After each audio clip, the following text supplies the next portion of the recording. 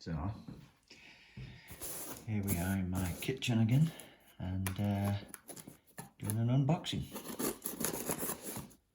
This is the result of selling my Tudor Black Bay.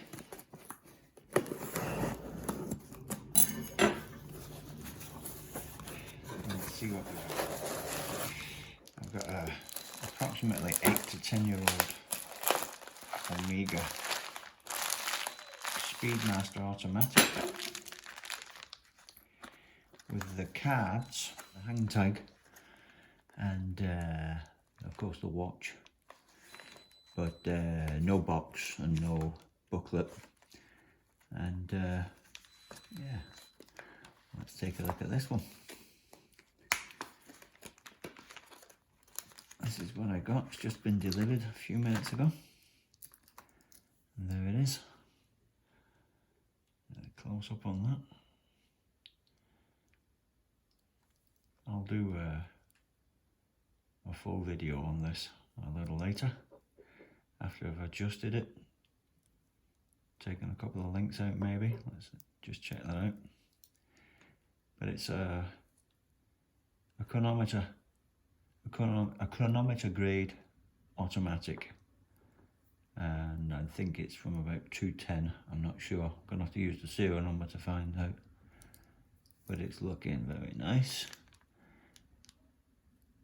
And yeah, this video will switch to a proper review in a minute. And because the size comparison video I did was so popular with the Rolex Explorer, which I am wearing today as well, I'll do another proper size comparison, but as you can see they're very similar in size. So now we're going to switch. Hi again YouTube, here I am again with another video. I sold my Tudor Black Bay 36. I was in two minds. You saw a couple of videos where I compared that to the Rolex Explorer, and yeah, I was a bit in two minds of whether I should keep it, and I decided not to. And what I did instead was buy this little beauty, and this is what I'm going to just give you a brief overview of now, because I think this is an excellent value watch. This is an Omega Speedmaster automatic chronometer. So it's got a chronometer grade movement in it. I think it's about 10 years old. I got it on Chrono 24, and it is really fantastic value. I got it for just about what I sold the Tudor Black Bay for, so I did quite well there. I think one of the reasons this was so cheap was the fact that it did not include the box or the instruction book, but it did include the 3 credit card sized documentation plastic cards, or whatever they're called. You know, there's one with a pictogram, there's one with the certificate from the COSC Institute, where they do the chronometer testing of the movement, and there was one with just the reference number and the well, there should have been a date stamp, but there wasn't. So yeah, I picked up this Omega. This is my first Omega. It's not the Speedmaster reduced with the piggyback chronograph module. This has got a dedicated module in it, a dedicated chronograph movement. So it's based on the ETA Valjoux 7750, and Omega call this the 1164 movement.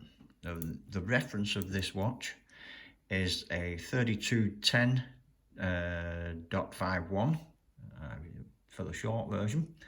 And it's a very modern version of the Speedmaster automatic before they started putting the coaxial movement in.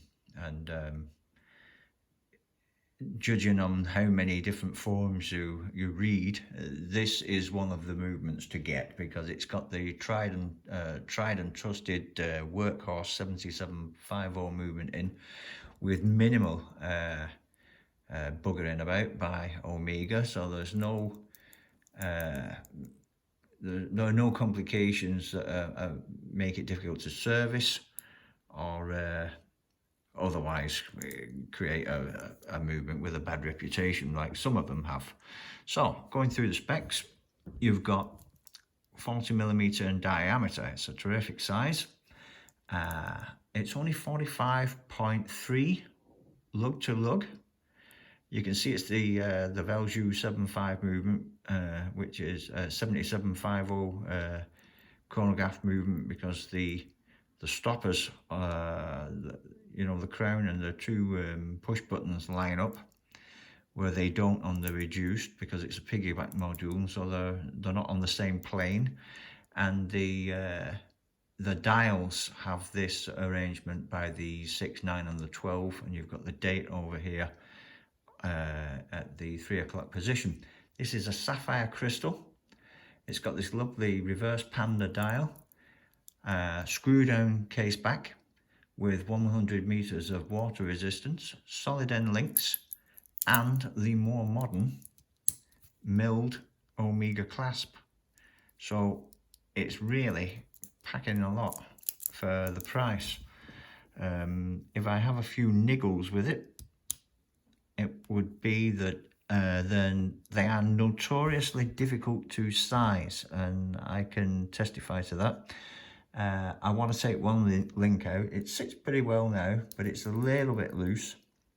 I could probably just take one link out, and then there's one micro adjustment on this clasp, so that would, you know, give me a bit of wiggle room should it get too hot. But I would really like to take one link out.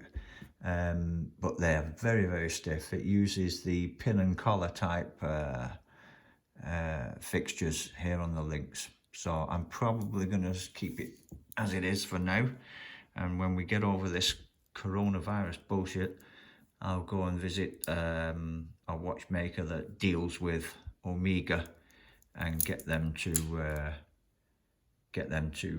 take a link out for me, because if anyone's gonna bugger this up, which is a likelihood with these type of pins, then they'll probably have some spares lying around. But yeah, cracking little watch.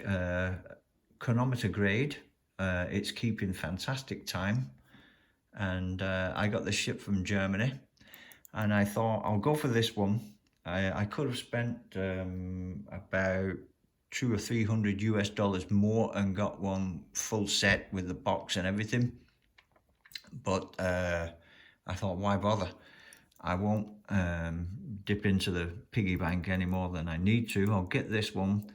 All the serial numbers match up to the serial on the lug, all the ones on the cards. So I will probably at some point pick up a box and an instruction book off eBay for about $30 or $40 or something, whatever I can get one for, and then I'll have a full set.